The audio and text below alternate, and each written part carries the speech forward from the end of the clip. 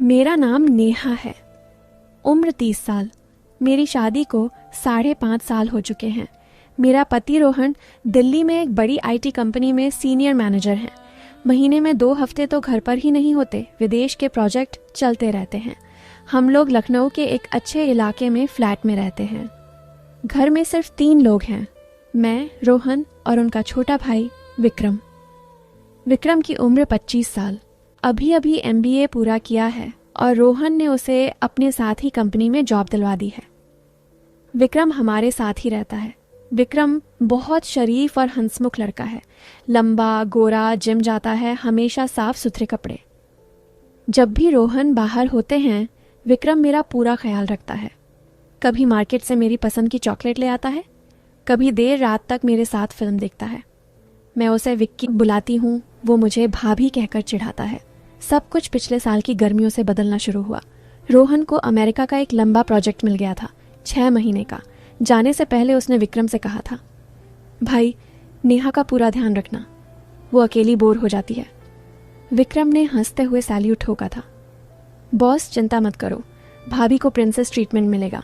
रोहन के जाने के बाद घर में सिर्फ हम दोनों रह गए। पहले हफ्ते तो सब नॉर्मल था। सुबह विक्रम ऑफिस चला जाता, शाम को आता, हम साथ खाना खाते, थोड़ी बातें करते, सो जाते। लेकिन दूसरे हफ्ते से एक रात बिजली चली गई, एसी बंद। गर्मी असहनीय थी। मैं बालकनी में खड़ी होकर हवा खा रही थी, सिर्फ स्लीवलेस नाइट सूट पहना था। विक्रम भी आया और मेरे बगल में खड़ा हो गया।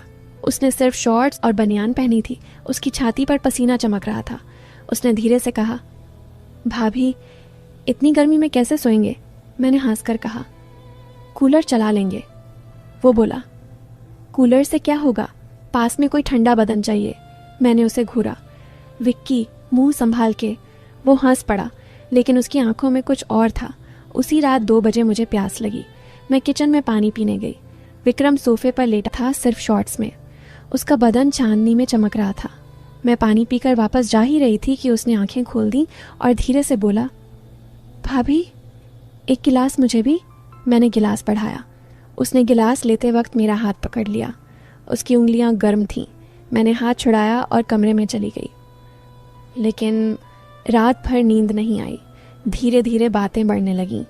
हम साथ फिल्में देखने लगे। कभी कभी उसकी टांग मेरी टांग से टच हो जाती। मैं हटाती नहीं थी, वो भी नहीं हटाता था।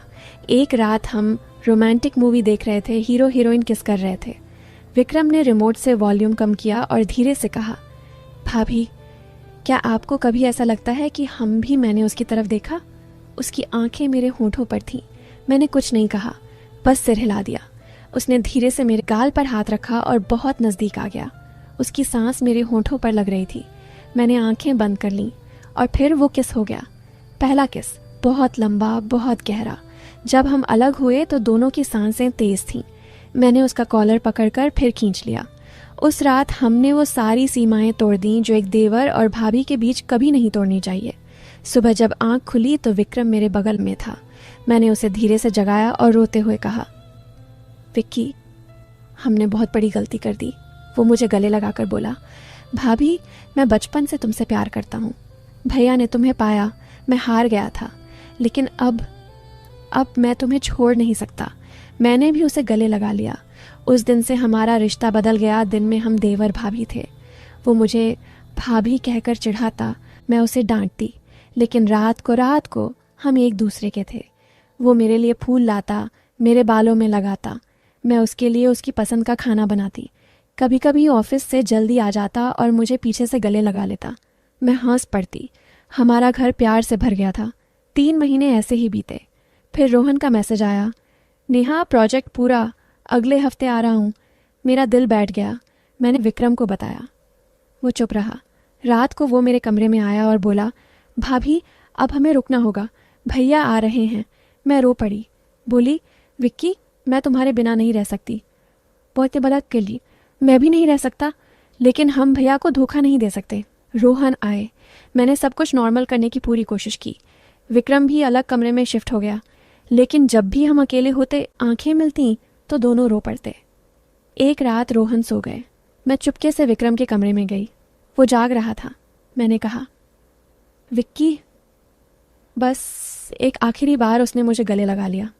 उस रात हमने फिर वही किया, लेकिन सुबह विक्रम ने मुझसे कहा, भाभी मैं दिल्ली ट्रांसफ़र ले रहा हूँ, कंपनी में बात कर ली है, यहाँ रहा तो हम तीनों बर्बाद हो जाएंगे।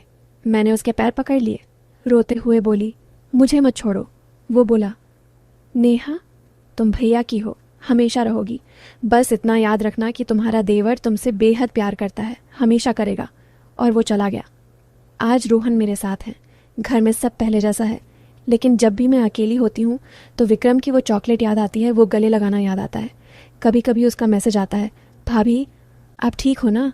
मैं बस लिखती हूँ, हाँ विक्की तुम खुश रहो।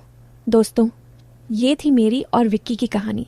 कुछ प्यार छुपाने पड़ते हैं, कुछ रिश्ते नाम के लिए तोड़ने पड़ते हैं, फिर भी दिल आज भी उसी के नाम की धड़कन लेता है। अगर कहानी दिल को छू गई हो तो लाइक कर दीजिए, चैनल को सब्सक्राइब कर लीजिए। अगली कहानी बहुत जल्द। तब तक के लिए ख्याल रखिए अपना।